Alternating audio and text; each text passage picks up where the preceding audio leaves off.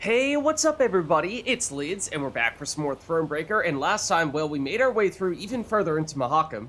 We are now done with what was a key quest mission here, and we've made a very, very big upgrade, and in doing so, now dropped quite low on our resources, and that means that although we don't have very much space left in Mahakam, we know of this encounter here, but might not be that many more until we get what I assume will be the final encounter in this area. If we do find ourselves in need of making any upgrades to our deck at this point, it's going to be a little hard to do with our limited resources here, so hopefully we've not pinned ourselves in a corner here. We do have this point of interest back here where we could potentially exchange a lot of gold for a little bit of wood, so that might unbottleneck us to a certain extent if absolutely necessary, but of course, hope is that we will still get the chance to get a little more resources before we get into any subsequent major encounters. So if we are in need of making any changes to our deck, we are still able to do so. But that is all on the side. Let's progress here and see what this encounter in this area is.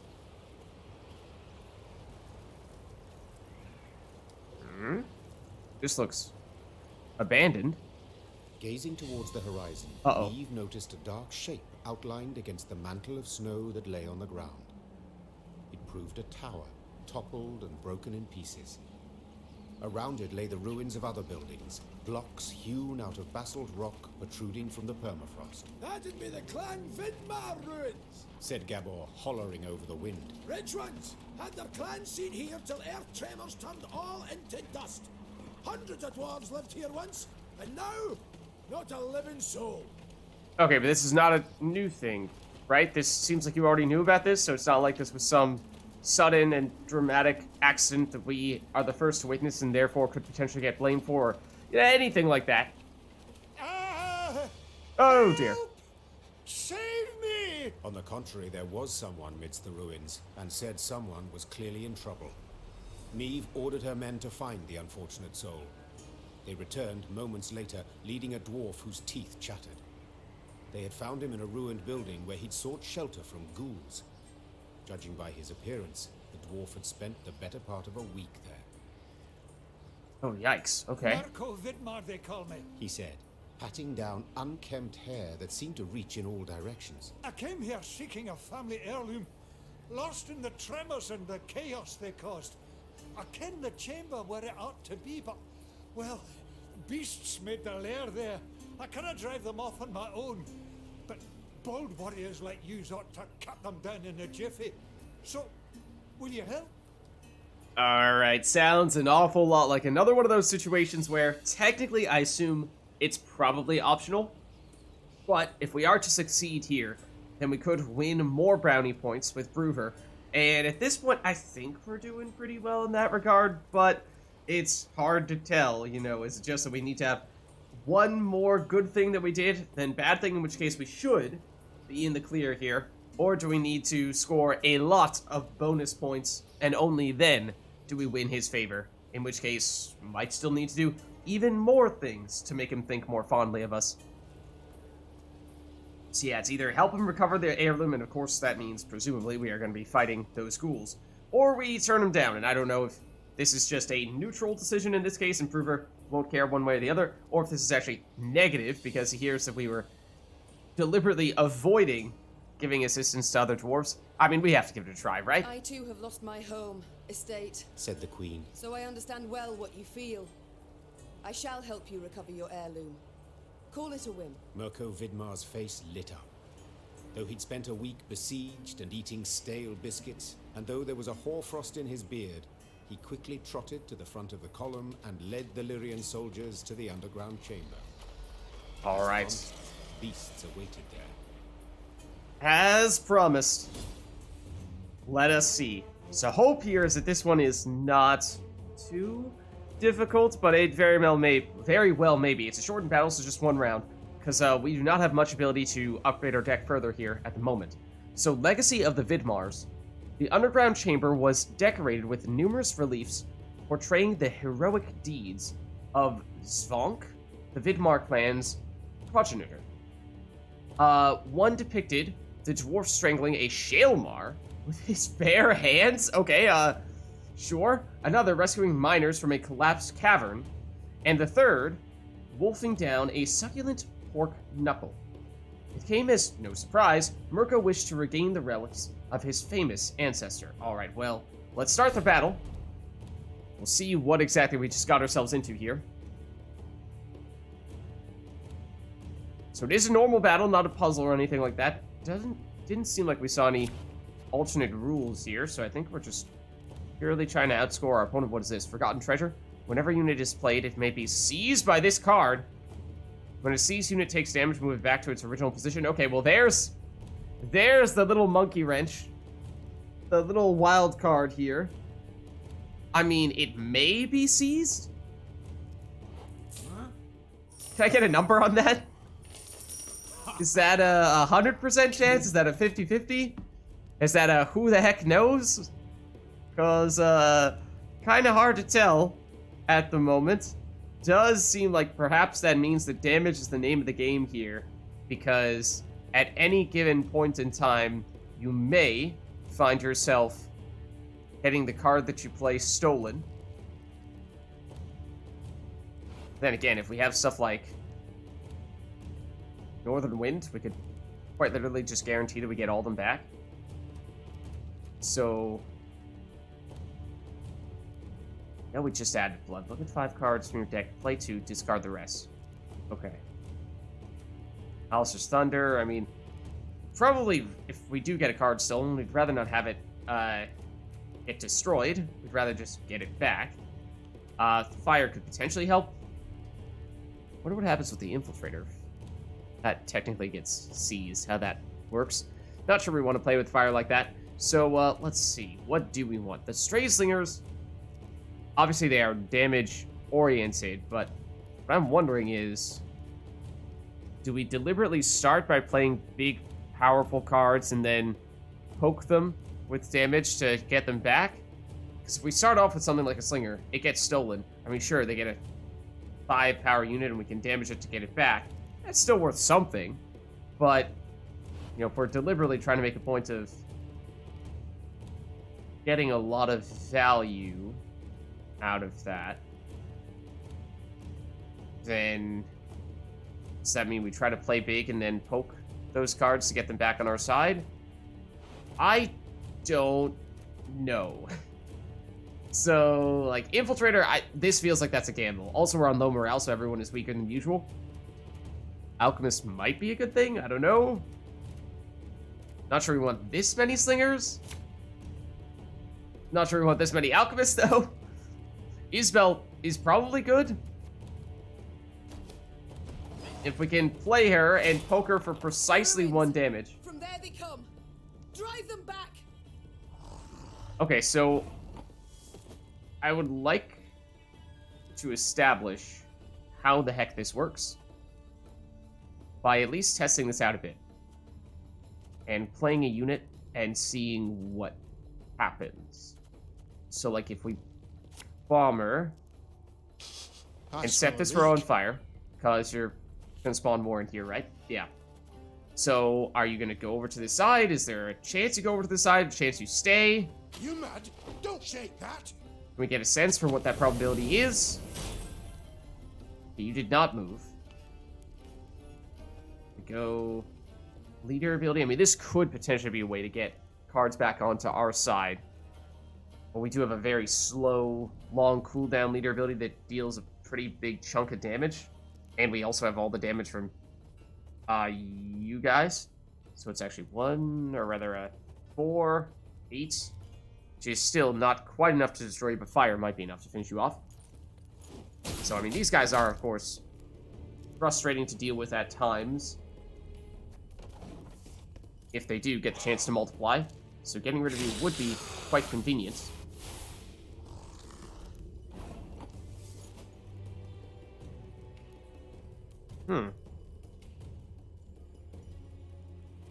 Looks like they didn't have any additional neckers in their deck until they did this, but order of operations was such that they couldn't do that.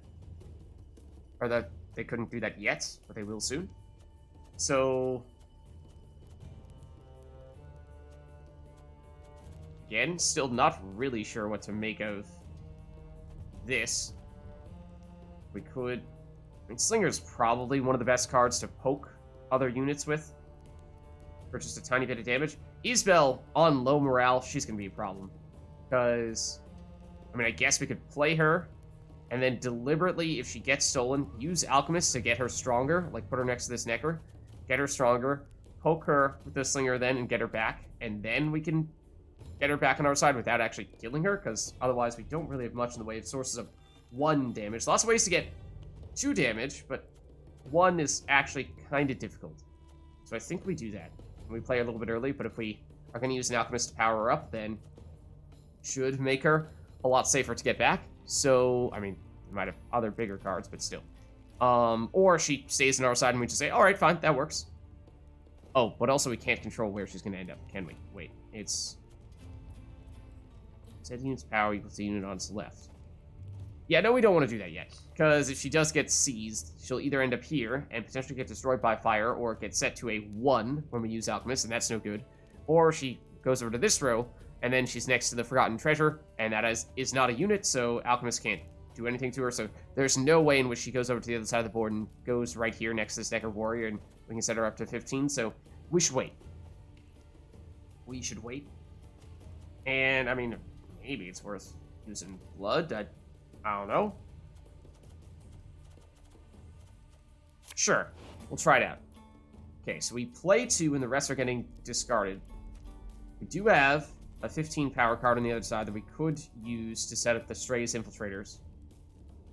That is an option.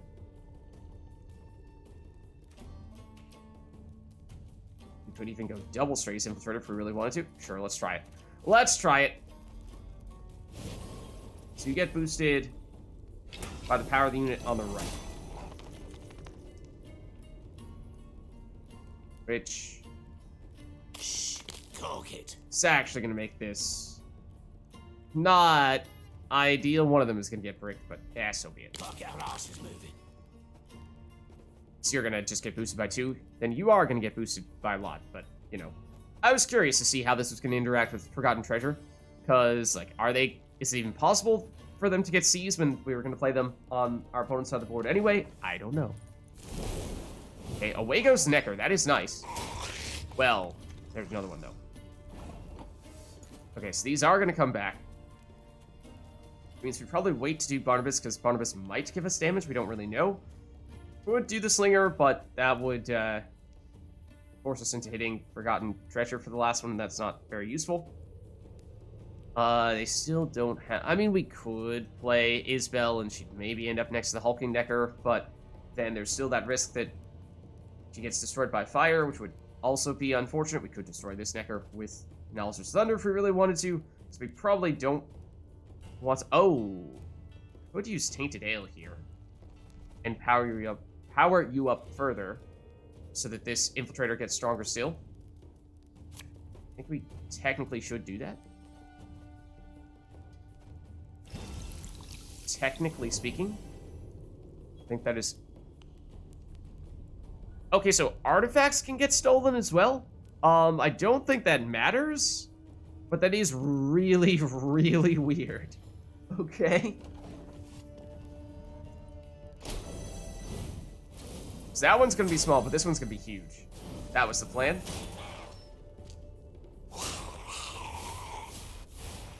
And they're creating more copies of these Hulking Neckers.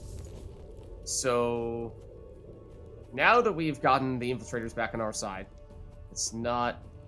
or, we aren't as at risk of losing these guys. So we could do something like Barnabas and see what we get. We could also... This would be a pretty solid Thunder here, I think. Getting rid of this Necker and having the overkill or the adjacent damage take you out so that they may not be able to spawn anymore in this row and just shut that down completely. So I think we probably take that opportunity. Then if we can, we'll try to play stuff next to this Strays Infiltrator because at 28 power, that is a pretty sweet way to set up Alchemist. So we'd want something to the right of this, ideally, something small. And then if we could get... Oh, it's Summon. Yeah, if we could have gotten the ability to play another Alchemist from our deck, then we could do that a second time, and that'd be worth a lot of additional points. So this will still get destroyed. Ah, they had one more Necker in hand. Right, because they keep on making more of them, right? Use the Bronze Ally on the battlefield or in hand. Spawn 3 copies. No, it's in your deck still. Guess they just had all their Neckers in their hand and none in their deck initially. But, okay. So... I mean, maybe it's Barnabas time. Play him here. Hope that we get something that can shut these guys down. And if not, he might get stolen or seized. You're going to get destroyed on their next turn. Maybe you'll go there. I mean, it's not a huge deal to steal you back, but we shall see. Sorry, turnips back for an encore. We could do this again and destroy their other 15. We could do... What do we have in terms of blitz units? Thought that Reynard is blitz. And that's it? Yeah. So this would give us Reynard, who may end up going to the other side, in which case he is a fairly powerful unit that we would definitely like to get back, and we could do that with the Slinger. Or Mandrake, play a random bronze unit from our deck, which these guys are not actually in our deck. So it's either Alchemist or it's Slinger. 50-50 chance that we get that combo we were looking for. I mean, still, I'm not sure if the game has determined whether Barnabas is actually staying on this side of the board yet or not. I feel like we need to finish his deploy ability first. And once we select this card, he may still get swapped over to the other side. But let's still try it. Hey. No! Ah, darn it. Okay, and, well, there's the Alchemist. No! So close. So close. Not quite. Not quite. I'm afraid. And that means there really isn't a good option for us here. Is everything a negative play? That's a 1-point play. That's a -3. Can't do it on Knickers. That's a -1. That's a -1. That's a -23. That's a -3. That's a -10. That's 0. Yeah, we really needed Barnabas to stay on this side. That's what I was saying. That was probably going to be the way in which this was going to work. So what do we say? This is technically the best? Oh, no, that was not the best. Oh, well, and also you're going to steal that too? Lovely. We don't have any other Neckers. So it's not really useful for us, but, I mean, this would now become our Alchemist target. So that should work. That gets destroyed. And then here comes more of the Necker synergies.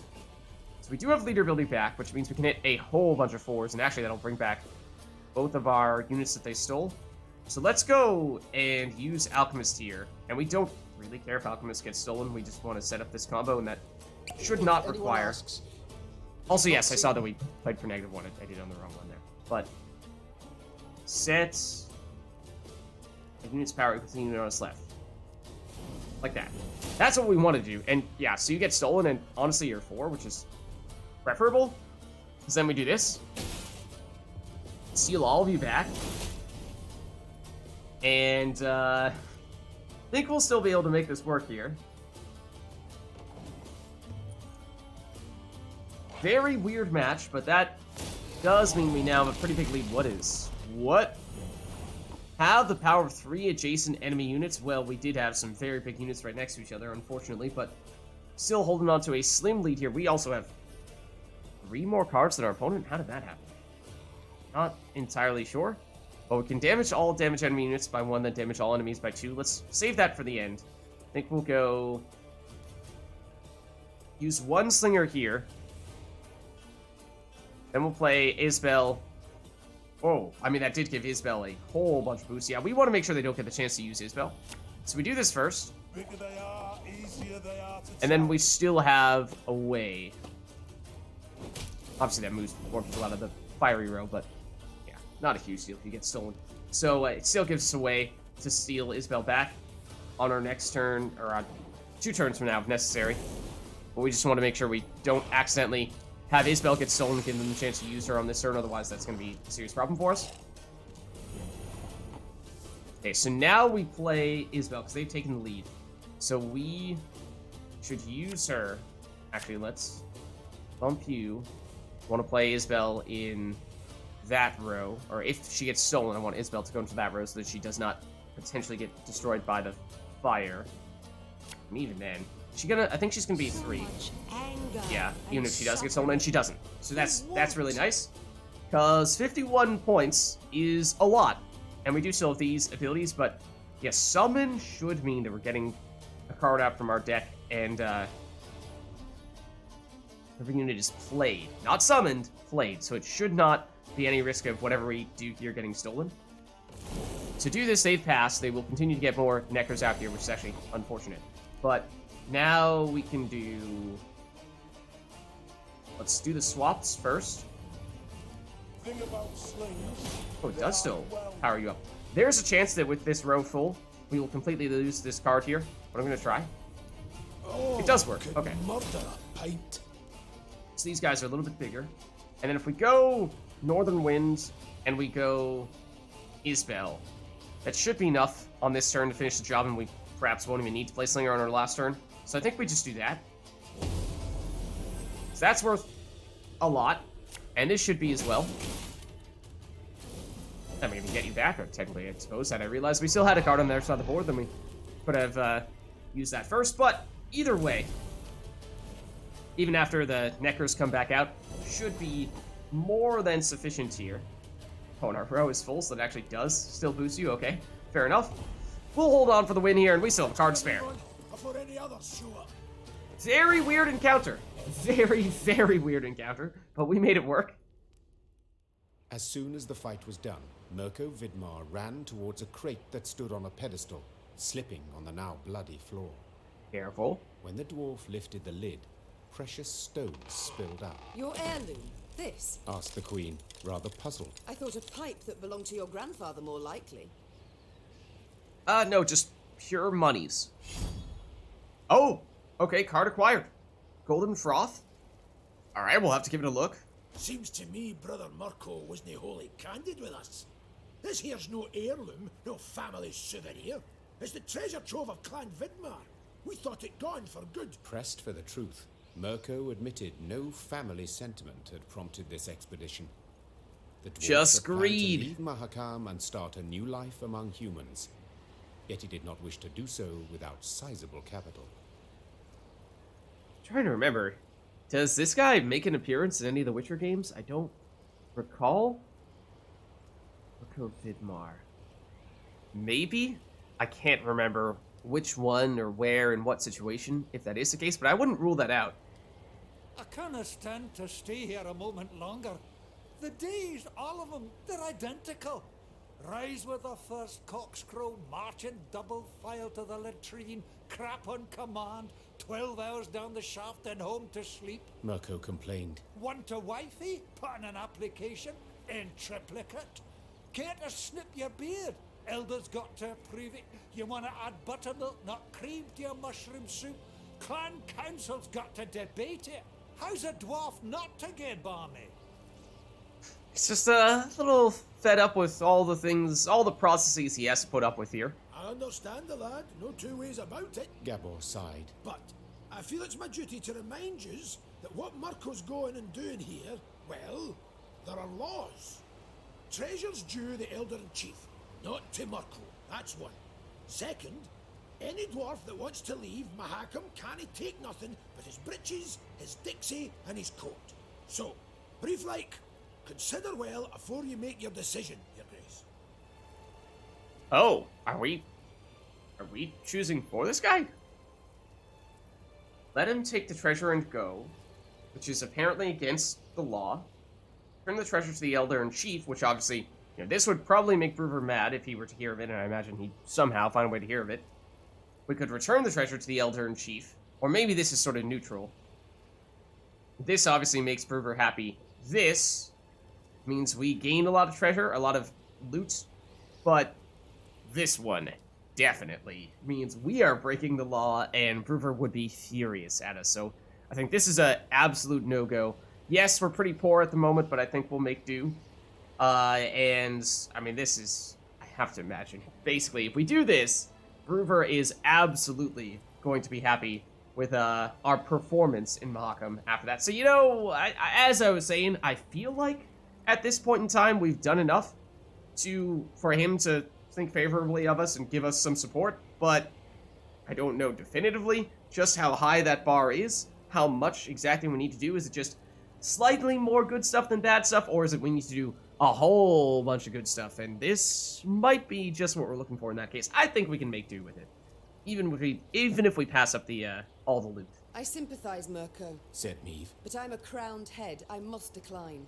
True. National interest requires I show the greatest possible care for my relations with Elder-in-Chief Hoog. Exactly. Yet in aiding you, I could sour those greatly. I shall return the treasure to him, I must. While you do what you will. Mirko Vidmars swore under his breath, then jostled his way through the Lyrian infantry and into the mountains towards human lands.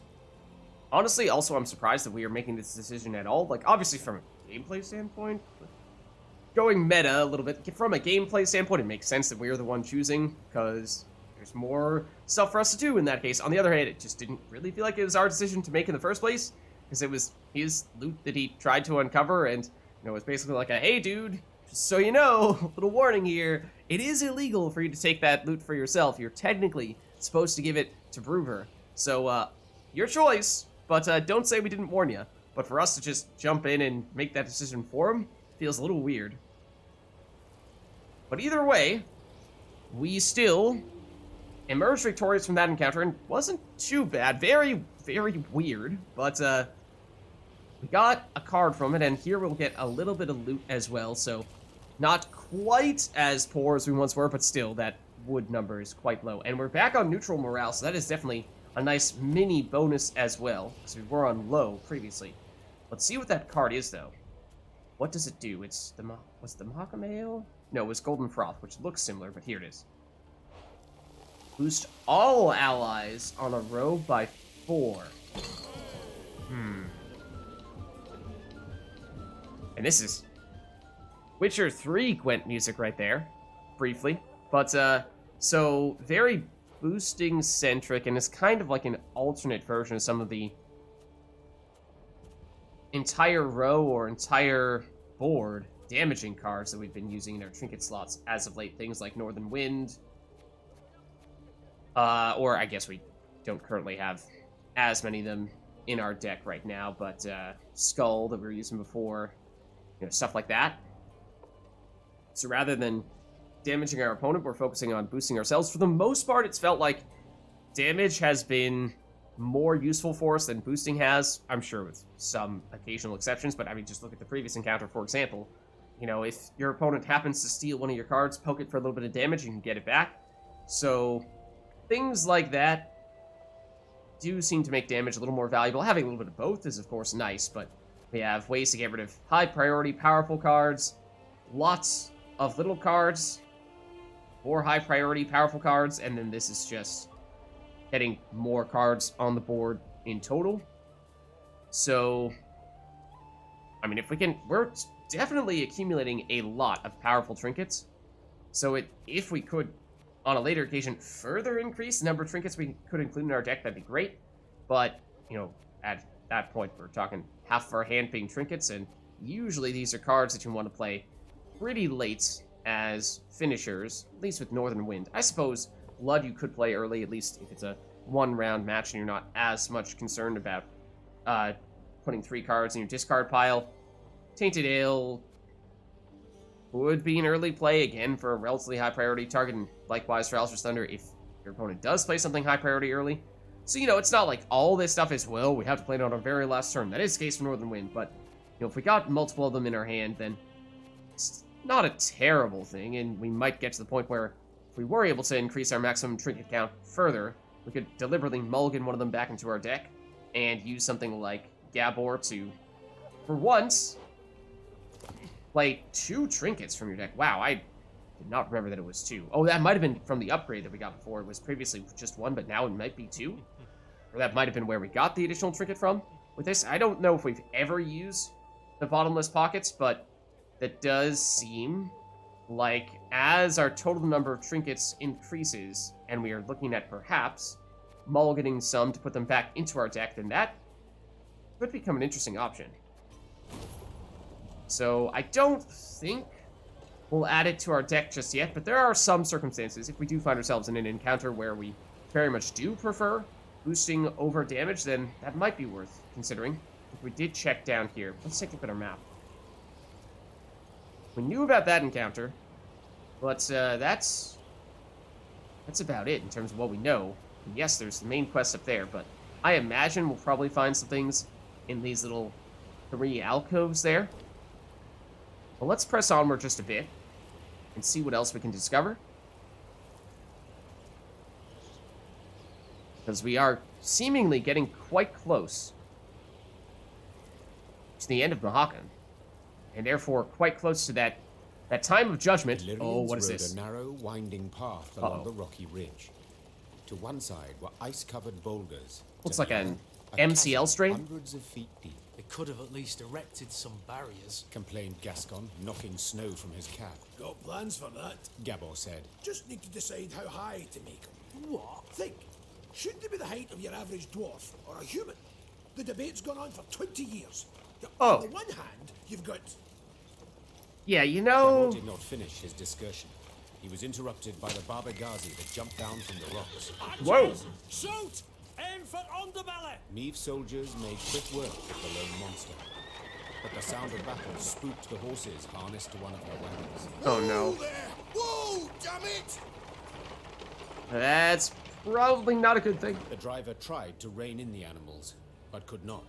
They dragged him into the chasm along with his cart and the soldiers riding it. They Yikes! landed a few dozen feet below on a rocky outcropping.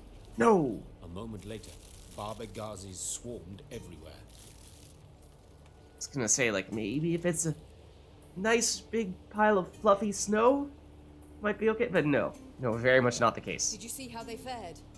Anyone left alive? Asked Meve, leaning over the cliff edge. Worry more about their cargo. Gascon replied. They were also carrying chests of gold. Blast.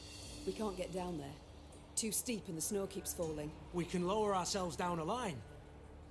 But without armor, shields, or heavy weapons, otherwise it will snap. And the Barbagazis? The queen said, brow raised. We shan't kill them with daggers. They're too thick of armor. We'll have to try. Or continue on our way. Oh, okay. Okay, so perhaps a battle when we have a significant disadvantage, and recover what would otherwise be what seems to be a lot of lost gold, or just say, you know, so be it. We'll carry on and live with having lost all that gold, and maybe this is one of the situations where I was talking about not long ago how we had boatloads of gold. And so I was concerned, we had something like 10,000 plus gold. I was concerned that if we ever found ourselves in an encounter where we lost a percentage rather than a fixed number of our gold, then we would lose, you know, there's 50%, we'd lose 5,000 plus gold. And that's a lot of gold to lose with nothing in return. So, you know, if that's what we're talking about here, then sounds like we might have made that investment at just the right time, because if we do, for whatever reason, find ourselves needing to pass here, then, you know, what, we have, I don't even know how much gold at this point, maybe 1,000, maybe 2,000, but not really much more than that, I don't think, so it wouldn't be a huge loss at this stage, I don't believe, but let's see. I mean, we've got to try at the very least, right? Just how big is this disadvantage? You only live once. Meve sighed. Meve, this is your second time saying that. Please, no. Moments later, the queen was lowering herself down a line. Also, really straight cool toward image the right there. gaping maw of a Love Baba that. Ghazi. Her only armor, a woolen shirt. Yeah, now that begs the question, because Thronebreaker obviously was made several years ago. Was this made at sort of the peak of the YOLO days? Because it might have been. Like, at first, she said it once, a little while, not that long ago, and I thought, okay, you know, maybe this one time they thought, we'll throw it in and we'll have some fun with it. But, you know, didn't assume that much more than that, but if they're gonna continue to have Queen Meve go, YOLO! Then you know that's, maybe just a sign of the times in which the game was developed. And, you know, maybe did not necessarily stand the test of time all that well. But let's see. What exactly are we looking at here? It's Baba Yazi. Meve's parents long refused their noble-born daughter's lessons in the art of the sword. Really? Yet nevertheless, she did train in secret, wearing a blouse instead of armor. Okay, this is to say that, she has some practice without heavy armor. A kitchen knife in place of a sword, imitating the maneuvers she witnessed at knightly tournaments. Now, forced to fight without proper equipment, her childhood exercises would prove more useful to her than she could have ever imagined. Optional. Eliminate the Baba Yazi. Special rules, just one round. It's a shortened battle. Okay. What is going to be the deal here? Because I imagine something is going to make this particularly difficult. So before we choose our cards, every turn on turn start, if this unit has not taken damage since its last turn, move all units on the same row as fallen. What? If this unit has not taken damage since its last turn, so we need to damage it regularly, otherwise, move all units on the same row as fallen soldiers to the other row. Every turn and turn start, if there is a unit on the right, gain 1 charge. Otherwise, remove 1 charge. If this unit charge count reaches 5, Meve wins the battle. If it reaches 0, Meve loses the battle. Okay, so what happens is... and it's a maximum of 1 charge, because we've seen something like this before. It's not like you can have a unit on either side and gain 2 charges per turn, although you start with 3 charges. So this could go quickly, but it seems like basically we need to damage you, otherwise it's going to move the cards in the same row as the fallen soldiers to, I think, this row, not their row. And that just means it's going to be harder to get the charges here. So I think that means we need lots of damage with the slingers to continue to poke these guys, otherwise they're going to disrupt all this stuff. So slingers, definitely good. Northern Wind, definitely good. Maybe less so Tainted Ale, although these guys count as bosses. They do not, so we technically could destroy one of them pretty quickly with this. And yeah, we could also almost immediately destroy both of them. One with this, and then one with Leader ability plus Alistair's Thunder gets us pretty close as well. So, put you back. I like the slingers. And we could get a big infiltrator, yes. That's maybe not a terrible idea, but not really sure Bomber's going to make that big of a difference, because I don't want to use that if we're going to have an infiltrator over there as well. So I might dump you, actually. Which is not something we do very often, but I think... Careful! Oh. No one try to be a hero! Well, that does complicate things. Damage the lowest enemy by 2. So we move this. Turn start. Oh, really? The horn made us lose a charge? Even though we had units of this row, the horn stopped us from gaining a charge immediately? That stinks. Okay, well...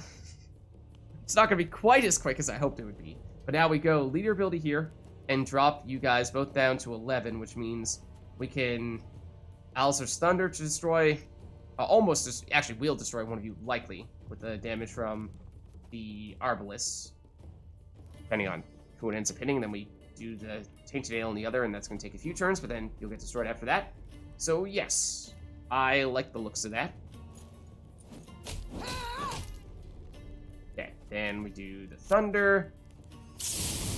Destroy you, significantly weaken you, get Knickers out, and this is a guaranteed kill on our next turn with Northern Wind, unless it gets boosted up by something else.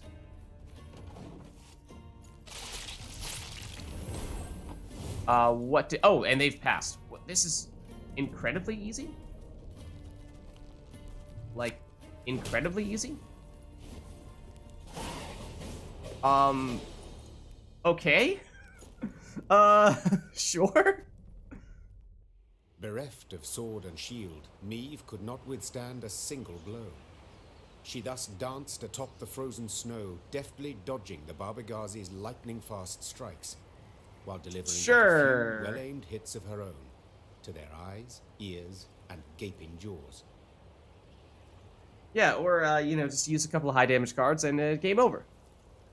Victory achieved. When the last monster fell lifeless to the ground, Meve walked up to the shattered wagon. The soldiers it had carried were bruised, frostbitten, but alive. Your Grace, Wow.